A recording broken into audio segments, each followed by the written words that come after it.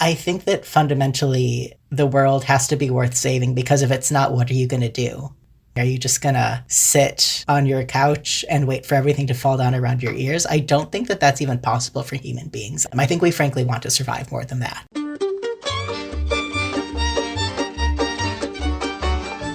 This is The Book of Life, a show about Jewish kidlit mostly. I'm Heidi Rabinowitz. A World Worth Saving by the award-winning author Kyle Lukoff is a fantasy adventure that explores trans identity and Jewish mythology. A trans boy and an unusual golem must save the world from demons who inflict transphobia on humans. And they've got to do it by Yom Kippur.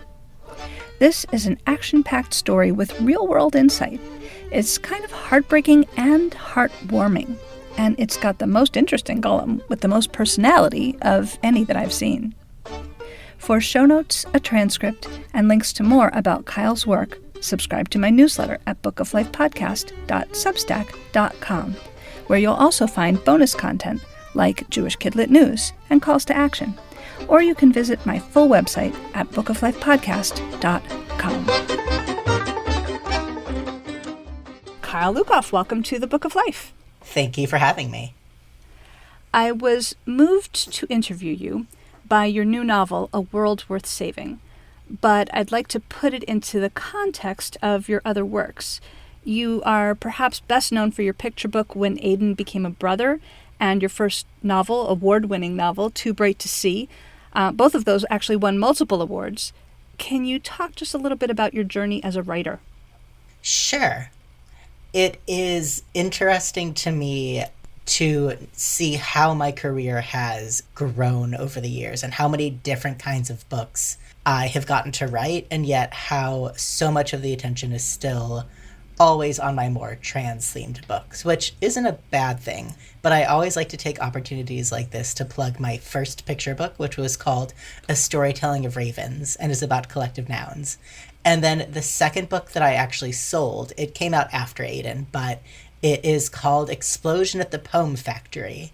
And for the last several months, I've been thinking about how it is something of an anti-AI screed. Ooh. And about how art can only really come from human beings, and that outsourcing art to machines can only ever lead to disaster. I love that. Yeah, and after those two, I published When Aiden Became a Brother, which got me a fair amount of attention. And then once Too Bright to See came out, I was really off to the races. But my two more recent picture books are called Just What to Do and I'm Sorry You Got Mad. And as per this podcast, I also want to plug I'm Sorry You Got Mad as a great Yom Kippur gift, if such a thing exists, which I know it doesn't. But it is really a book about not just how to apologize, but how to grow into someone who fully understands what they've done and what that means for their relationships with others. I definitely want to talk more about that book later. Sure. So you've written everything from board books to picture books to easy readers to novels. So first of all, mazel tov on being so flexible and multi-talented. Thank you. It's because I get bored really easily. Okay, well, it works for the readers. Is there anything that ties all of your writing together? I think the only thing that really ties all of my books together, with maybe the exception of A Storytelling of Ravens, but maybe not even then, is that it is hard to be a person. I have always found it very hard to live in a world with other people, because other people are complicated and confusing, and I am also complicated and confusing. And I use my books as a way to explore the nitty-gritty of conflicts and human relationships and how different people can bounce off of each other and have their own experiences of the world. I think that ties all of my books together really more than anything else. Okay. Well, with that context, let's hear about A World Worth Saving. So what is it about and what inspired this story? Yeah, so A World Worth Saving is kind of a tricky book to describe. On the one hand, it is, in many ways, your very classic quest narrative, where the 14-year-old main character is spurred to run away from home by both supernatural and interpersonal forces, and he discovers that his personal woes are tied up into something much bigger and more sinister. I've been describing it kind of as if Percy Jackson was trans and Jewish, which I don't think Rick Riordan would mind because he blurbed it for me, but I also end up tapping into something much deeper than that, about the concepts of liminal spaces, the power that comes from self-transformation, and the value that can be found in what would otherwise be discarded. For people who haven't had a chance to read it, can you sort of give a little quick book talk of what actually happens in this story? Yeah, so we meet the main character, who is a 14-year-old trans boy named A, and we learn very quickly that his parents are not supportive of his identity at all. And they've been taking him to a kind of like conversion therapy support group run by a woman who seems a little bit more evil than is normal. A then meets a golem who appears to him constructing itself entirely out of trash and litter that it's found around the place, and tells A that he has a much bigger role to play in the bad things that have been happening in his city and in his community. So at the first opportunity, he and his friend defeat some evil, and they run away from their parents, and then the rest of the book is them figuring out how to save their friend who has disappeared, and also how to maybe do something a little bit more than just helping one person, how maybe they can tear out some of this like anti-trans bias at the root. I really enjoyed the way that this kind of activism is mixed with the fantasy elements. And I want to hear more about the supernatural elements of this story. So can you talk about the Shadim and the golem that you've created, how you adapted them from folklore into what you needed for this story? Well, at first I really thought that it was a golem, but I realized that it actually departed too far from folklore about golem for me to feel comfortable saying, like, yes, this is a golem. I know that folklore is just stories told by people, and that I have a right to adapt or change those stories as I see fit, because I don't think that golem are real, so I do get to make things up about them, since fundamentally everything that we know about golems is something that someone has made up. I also thought that it would be interesting, and also very much in line with the themes of the book, to play with this idea of what are you if you are not what people say that you are? Or what if people told you that you were one thing and you're realizing that maybe that word doesn't fully encompass everything that you could be? And so the golem itself has its own little journey of identity alongside the characters, which I thought was really fun. And then with the Shadim, the word for demons in Ashkenazi Jewish folklore, that was something that I knew very, very little about before I started to write this book. I will say that I did not intentionally depart from traditional folklore. I simply did not know very much about it, and I kind of did that on purpose because I didn't want to box myself into only what other people said that they were. So what I did was I listened to one podcast called Throwing Shade, which was great. And I think I read a few other sources, and then I took what I learned and I just decided to adapt them in ways that made sense for this story. Hopefully nothing too outside the realm of the space that I was playing in, but still suiting my story as needed. So the golem, or whatever it is, tells A, you are in the midst of your own creation, which gives you strength beyond imagining. And a book review on the Mambian blog suggests that this mindset could be life-altering for young people, perhaps especially for trans youth. Can you talk about what the golem meant by this? Sure. So do you mind if I just read from the epigraph at the beginning of the book? That would be great. This is my first book with an epigraph, and it actually has two. The first one is a Yiddish saying, "Wir wollen sie überleben," which translates to "we will outlive them." And then the second one is a quotation from a friend of mine, Julian K. Jarbo, which says, "God blessed me by making me transsexual for the same reason he made wheat but not bread and fruit but not wine, because he wants humanity to share in the act of creation." I've loved that quotation for a very, very long time. I realize that in some ways that quotation really frames the entire book. And it also connects to something that my childhood rabbi told me many years ago.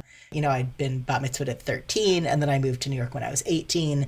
And this was maybe 10 years later. I was visiting my childhood synagogue for my ex-girlfriend's wedding.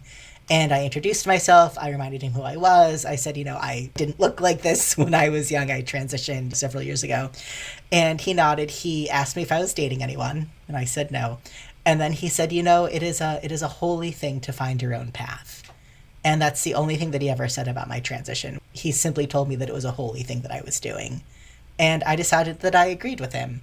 And I wanted to put that message into a book in a much firmer and more thoroughly fleshed out way. That's beautiful. I'd never really read the Talmud until relatively recently. There's that app Safaria that has like every Jewish book that you can just get on your phone. And that was when I learned that the first real argument in the Talmud is rabbis arguing about when you should say the Shema. When is it nightfall? Like, when is day? When is night? When it is too late?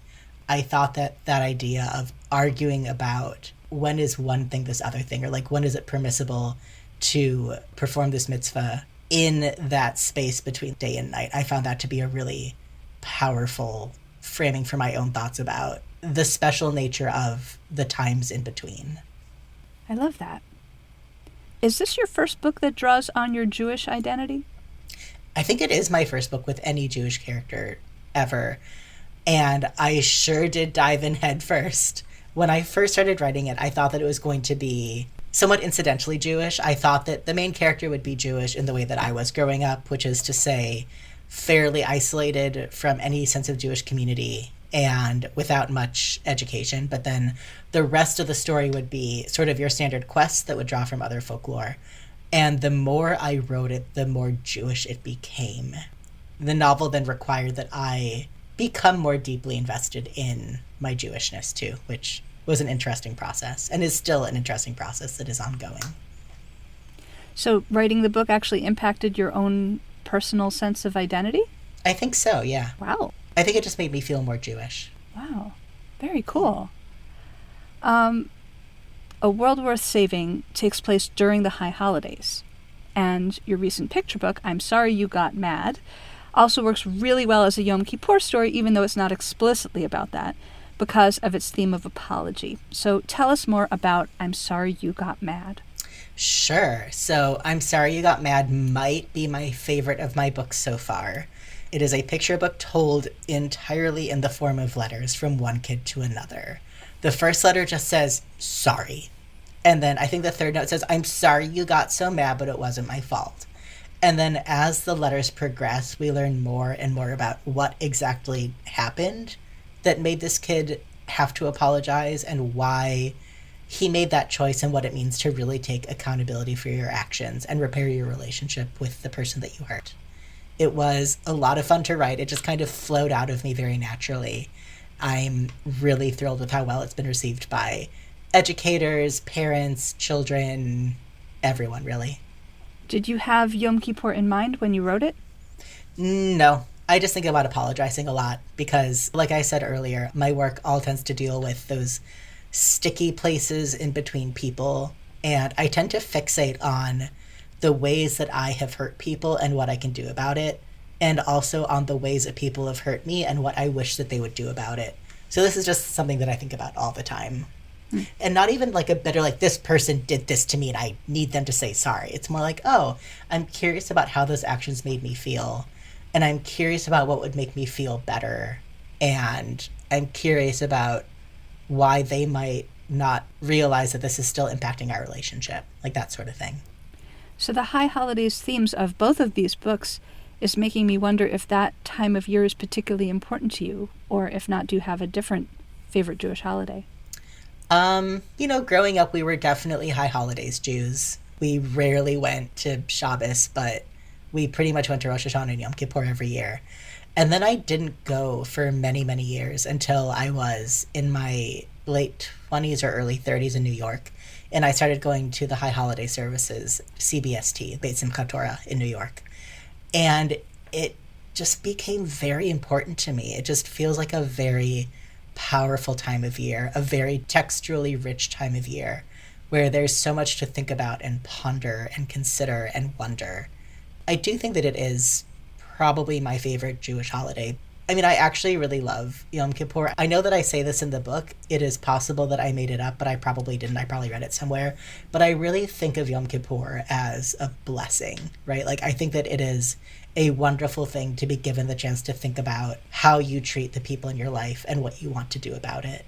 I try to apologize to someone when I have to and not just in those 10 days. But I do take it as an opportunity to really think about what I might have missed or what I might have been putting off, and if I'm ready to do that yet. And I can say that there are people where every year I think, am I ready to apologize? And every year I'm like, no, not ready yet. But there have also been people that I've apologized to years after the incident. And it is really something that has improved my relationships with so many people in my life. And I'm always really grateful for it. Blogger Saya at Every Book a Doorway says, here's her quote, she says, I'm particularly interested in that bit at the end of the blurb, which says, is a world that seems hell-bent on rejecting him even worth saving at all? Saya says, I'm presuming the answer will be yes, but I very much want to know how Lukoff will justify that yes in a way that rings true and convincing for young trans readers. No pressure or anything, she says. So what is your answer to that question? Why is a cruel world worth saving? I think that the title is more of a question than a statement, but also, by the end of it, he does want to, and he does end up, saving his very small corner of the world, which should not be mistaken for the world itself, because that is far too big of a job for any one person. But I think that fundamentally the world has to be worth saving, because if it's not, what are you going to do? What are you going to spend your days doing? Are you just going to sit on your couch and wait for everything to fall down around your ears? I don't think that that's even possible for human beings. I think that no matter how outsized the odds and no matter how hard it is, the alternative to not trying to fix the big problems that we've gotten ourselves into is almost impossible to maintain on a grand scale. I don't think that you can count on vast numbers of human beings just sitting back and waiting for everything to fall down around them. I think we frankly want to survive more than that, or at least I hope so. It's an interesting answer. In A World Worth Saving, you've created a diverse cast of characters in terms of their gender and sexual identities. So can you talk about that diversity? I guess I just wanted to throw a whole bunch of different kinds of queer and trans people together and see what happened. I mean, on the one hand, I will say it didn't feel like I was trying to create a diverse cast. I was just writing all the different kinds of queer and trans people that I know. But I also intentionally made A's friend, like sidekick type character, a trans girl. And I specifically made her the kind of grumpy, vaguely misandrist trans lesbian that I know so many of in my real life.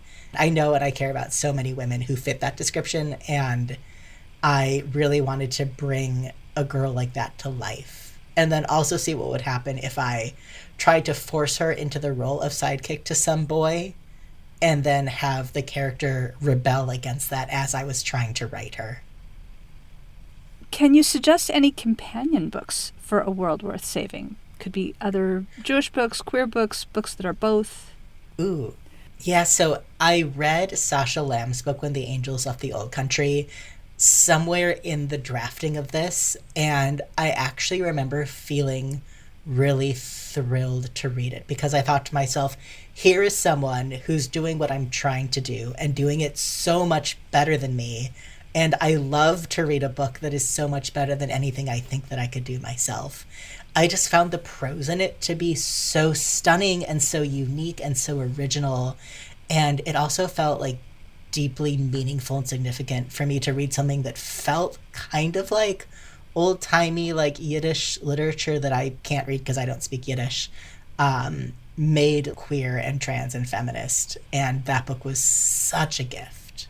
Yeah, I totally agree about When the Angels Left the Old Country. I actually interviewed Sasha Lamb when the book was new, and I'll put a link in the show notes back to that interview, too.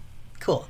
Sasha also was the person at the launch party for A World Worth Saving in Boston. So Rick Riordan introduced us, and then Sasha interviewed me about it. And that was so exciting. That really felt like a huge honor.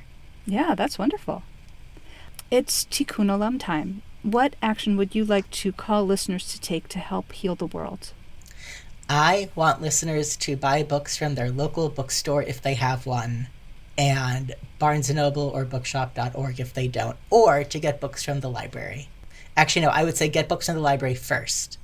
And then if you want to buy one, you should get it from a local bookstore, or at least something other than Amazon. Good. Yes, I agree. People always ask me, where can they buy a book that I will get the most money from it? And I don't know from that, but I always tell them that I am most able to thrive in a world where independent bookstores are successful. And so if they want to support me and my career, they should be supporting local independent bookstores. That's a great answer. Is there an interview question you never get asked that you would like to answer?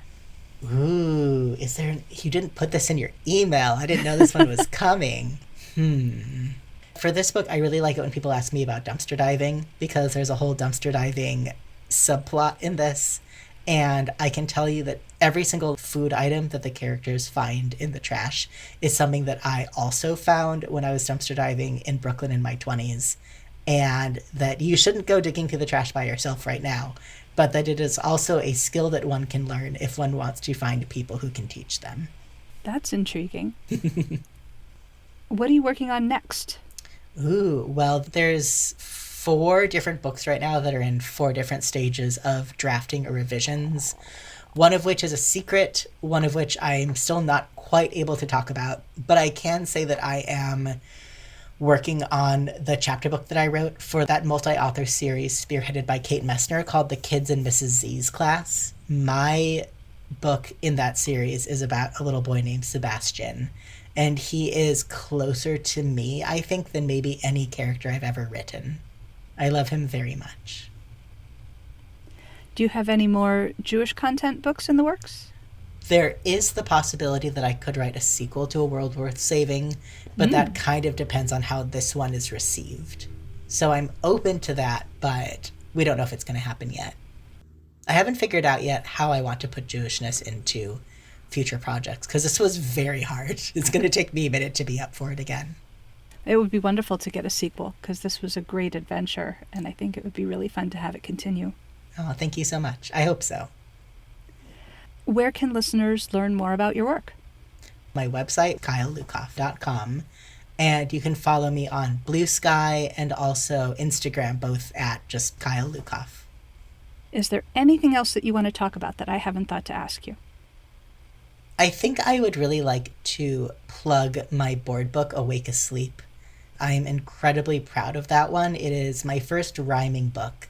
I love board books and I love rhyming books, but there's so many that don't quite live up to my standards.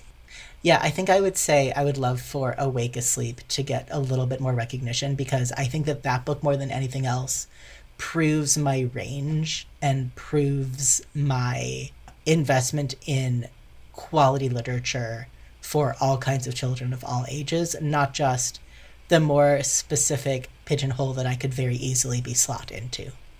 Well, then can you tell us a little bit more about Awake Asleep? Yeah, I mean, it's for babies. It's about everything that could happen in a baby's day from waking up to falling asleep. And it is written in a very tight rhyme scheme that I think I made up by myself. It's 126 words, and half of those words are the word A. It is perfect if there's a baby in your life. Wonderful. We always need more quality board books. Mm-hmm. Absolutely. Kyle Lukoff, thank you so much for speaking with me, and Shana Tova. Thank you so much, and Shana Tova to you. This is Ruth Spiro. I'm the author of One Small Spark, a Tikkun Olam story, and I'll be joining you soon on the Book of Life podcast.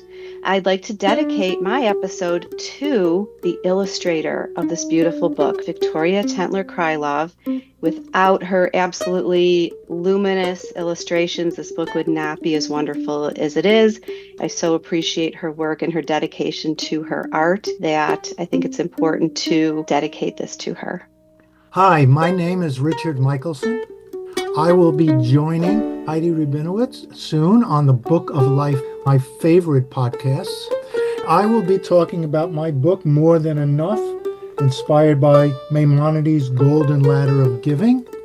And I would like to dedicate this episode to my wife, who teaches me every day the meaning of generosity, and to the Northampton Street people, Downtown Dan and Busker Steve, who, as little as they have, know it is more than enough, and they always have a little bit to pass on.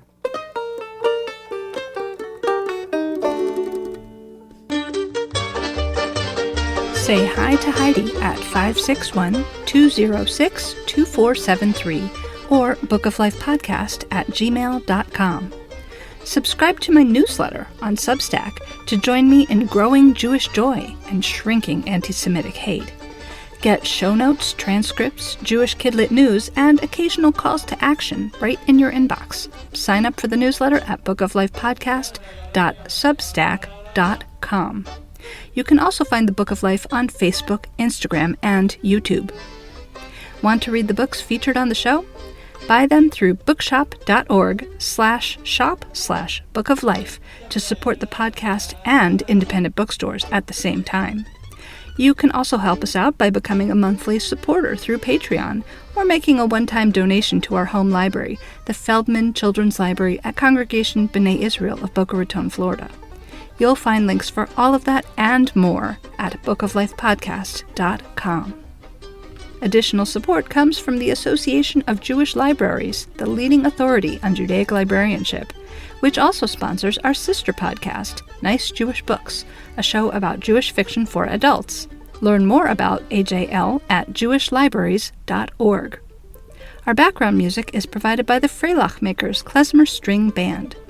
Thanks for listening, and happy reading.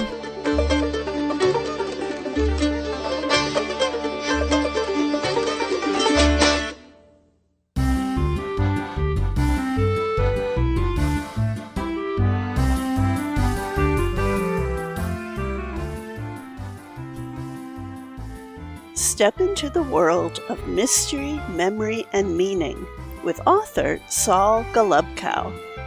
In this compelling interview, Golubkow discusses his gripping works, The Cost of Living and Who Killed the Rabbi's Wife. This collection of 3 novellas and a novel feature Frank Wolf, a Holocaust survivor turned private investigator. Once a philosophy professor, Frank now solves crimes within the Orthodox Jewish communities of 1970s New York City.